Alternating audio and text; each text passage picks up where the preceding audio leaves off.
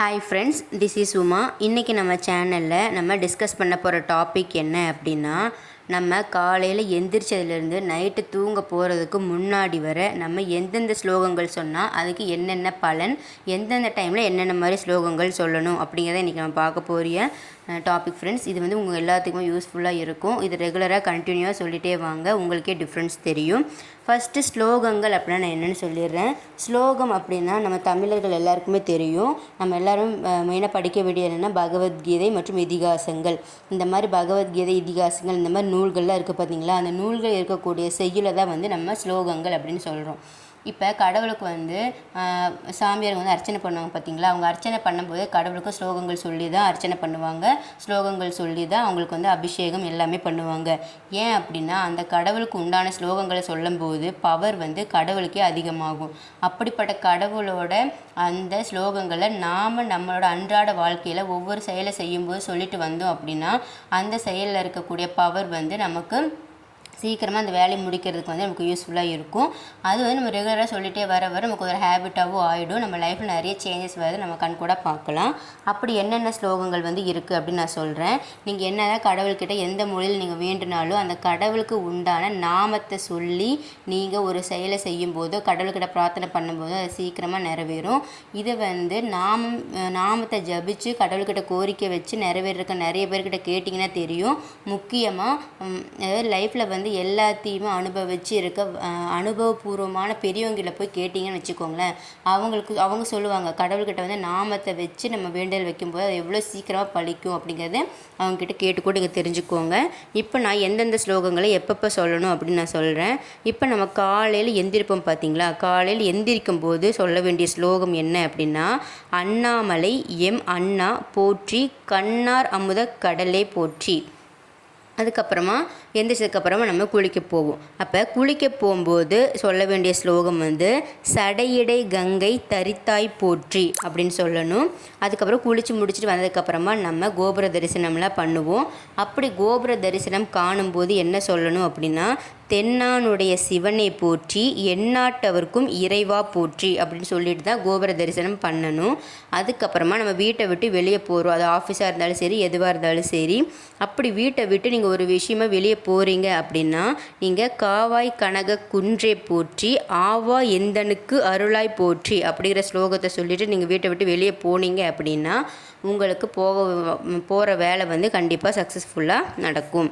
அதுக்கப்புறமா நீங்கள் ஃப்ரெண்ட்ஸை மீட் பண்ணுறீங்க அப்படின்னா ஃப்ரெண்ட்ஸை மீட் பண்ணும்போது தோழா போற்றி, துணைவா போற்றி அப்படிங்கிற ஸ்லோகத்தை சொல்லிவிட்டு அவங்க கூட நட்பு பாராட்டினீங்க அப்படின்னா ஒரு உண்மையான நட்பு வந்து உங்களுக்கு லைஃப் லாங் வந்து நீடிக்கும். அதுக்கப்புறமா பிஸ்னஸ் வச்சுருக்கவங்க இல்லைனா பிஸ்னஸ் ஸ்டார்ட் பண்ணுறேன் அப்படிங்கிற ஐடியா இருக்கவங்க ஒரு பிஸ்னஸ் ஸ்டார்ட் பண்ணிட்டீங்க அப்படின்னா நீங்கள் கடையை திறப்பீங்க பார்த்தீங்களா.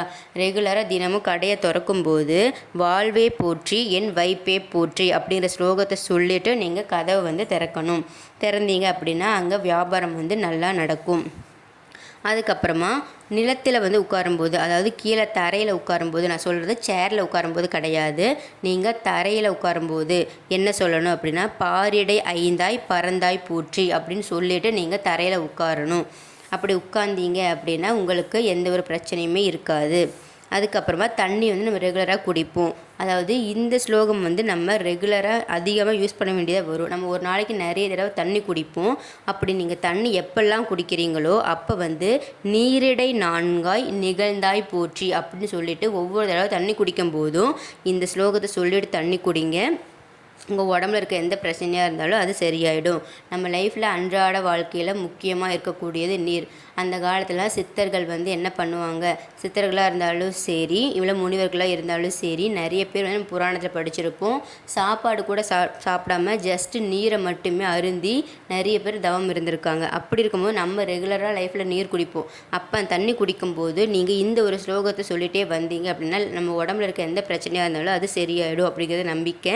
இது நம்புறவங்க இந்த ஸ்லோகத்தை தண்ணி குடிக்கும் போதெல்லாம் சொல்லுங்கள்.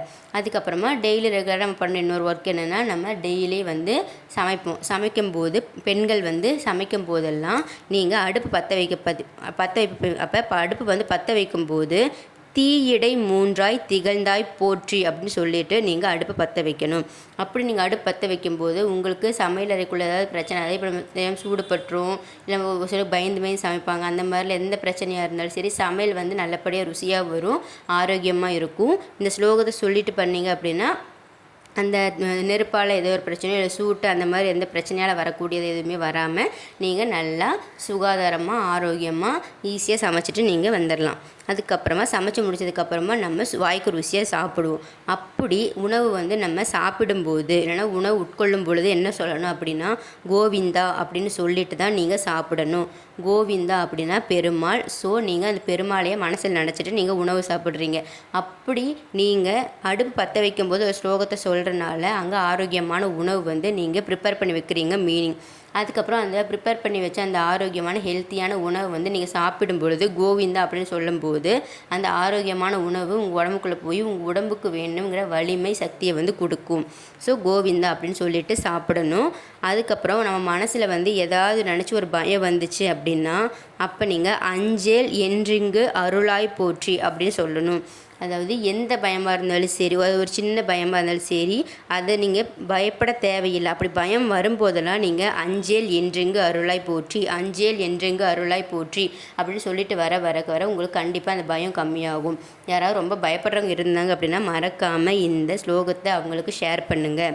அதுக்கப்புறமா மெயின் பாயிண்ட்டு, நைட்டு தூங்க போகும்போது நம்ம அன்றாட வாழ்க்கையில் எல்லாமே பண்ணதுக்கப்புறமா நம்ம பீஸ்ஃபுல்லாக இருக்கக்கூடிய ஒரு இடம் அப்படின்னு பார்த்தீங்கன்னா அது நம்மளோட படுக்கை அறை.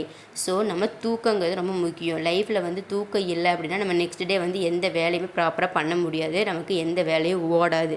இது எல்லாருக்குமே தெரிஞ்சது தான். ஒரு தூக்கம் கேட்டுறதுனால நம்ம லைஃப்பில் இருக்க உடம்புலேருந்து, ஹெல்த்துலேருந்து, மனசுலேருந்து, வேலையிலேருந்து எல்லாத்துலேயுமே வந்து பிரச்சனை வரும். அதனால தான் படுக்கறையில் தூக்கம் அப்படிங்கிறது ரொம்ப முக்கியம்.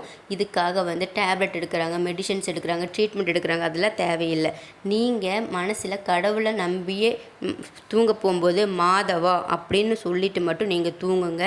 உங்களுக்கு கண்டிப்பாக நல்ல தூக்கம் வரும். எந்த ஒரு கவலையாக இருந்தாலும் அதை நீங்கள் திங்கிங் பண்ணிகிட்டே இருந்தீங்கன்னா அந்த திங்கிங் கூட உங்களுக்கு போயிடும். அந்த திங்கிங் நீங்கள் பண்ணினாலும் நீங்கள் இடையில மாதவா மாதவா மாதவா அப்படின்னு சொல்லிட்டு இருந்தீங்க அப்படின்னா ஒரு குறிப்பிட்ட டைமுக்கு மேலே உங்களுக்கு அந்த திங்கிங் வந்து போயிடும். அப்புறம் கடவுளோட நாமம் மட்டுமே உங்கள் மனசில் இருக்கும். அப்படிங்கும்போது உங்கள் மனசில் ஒரு நம்பிக்கை வரும், கண்டிப்பாக நல்ல தூக்கம் வரும். ஸோ கடைசியாக வந்து நீங்கள் தூங்க போகும்போது மாதவா அப்படின்னு சொல்லணும். நான் சொன்னேன் நீங்கள் வீட்டை விட்டு வெளியே போகும்போது ஒரு நாமம் சொல்லணும் அப்படின்னு சொன்னேன். என்னென்னா காவாய் கனக குன்றே போற்றி, ஆவா எந்தனுக்கு அருளாய் போற்றி அப்படின்னு சொன்னேன். அது போக நீங்கள் எங்கேயா டூர் போகிறீங்க இல்லை அந்த மாதிரி வெளியே போகிறீங்க அப்படின்னா நீங்கள் கேசவா அப்படின்னு சொல்லிட்டு நீங்கள் போகணும். கேசவா அப்படின்னா என்ன அர்த்தம் அப்படின்னா இடர்கள் எல்லாம் கெடும் அப்படின்னு அர்த்தம். இடர்கள் அப்படின்னா நமக்கு வரக்கூடிய பிரச்சனைகள், தீய வினைகள் எதுவாக இருந்தாலுமே, யார் மூலமாக நமக்கு ஒரு பிரச்சனை வருது இல்லை ஏதாவது ஒரு பிரச்சனை, அது எந்த பிரச்சனையாக இருந்தாலும் சரி, அப்போ நீங்கள் அந்த மாதிரி பிளான் பண்ணிவிட்டு போகும்போது, டூர் பிளான் பண்ணிட்டு போகிறீங்க அப்படின்னா அந்த மாதிரி வெளியே போகும்போது கேசவா அப்படின்னு சொல்லிட்டு போங்க. உங்களுக்கு ஏதாவது இடர்கள் வருது அப்படின்னா அது எல்லாமே உங்களுக்கு சரியாயிடும், இடர்கள் வந்து வராது. ஸோ ஃப்ரெண்ட்ஸ், இன்றைக்கி நான் சொன்ன இந்த ஸ்லோகங்கள் எல்லாமே உங்களுக்கு கண்டிப்பாக வந்து அன்றாட வாழ்க்கைக்கு யூஸ்ஃபுல்லாக தான் இருக்கும். யூஸ்ஃபுல்லான இன்ஃபர்மேஷனை இன்றைக்கி நான் உங்களுக்கு ஷேர் பண்ணியிருக்கேன். இதை ரெகுலராக வந்து ஃபாலோ பண்ணுங்கள். நான் வந்து எந்தெந்த டைமில் எந்தெந்த ஸ்லோகங்கள் சொல்லணும் அப்படிங்கிறது கீழே வந்து டிஸ்கிரிப்ஷனையும் கொடுத்துருக்கேன். ஸோ மறக்காமல் நோட் பண்ணி வச்சுக்கோங்க, எழுதி வச்சுக்கோங்க. இந்த வீடியோ பிடிச்சிருந்து அப்படின்னா சப்ஸ்கிரைப் பண்ணுங்கள். உங்கள் ஃபேமிலி அண்ட் ஃப்ரெண்ட்ஸுக்கு இந்த மாதிரி யூஸ்ஃபுல்லான ஸ்லோகங்கள் இருக்க வீடியோவை ஷேர் பண்ணுங்கள், லைக் பண்ணுங்கள். இதே மாதிரி ஒரு யூஸ்ஃபுல்லான இன்ஃபர்மேஷனோடு நான் உங்களை நெக்ஸ்ட் வீடியோவில் மீட் பண்ணுறேன் ஃப்ரெண்ட்ஸ். பாய் பாய், தேங்க்யூ.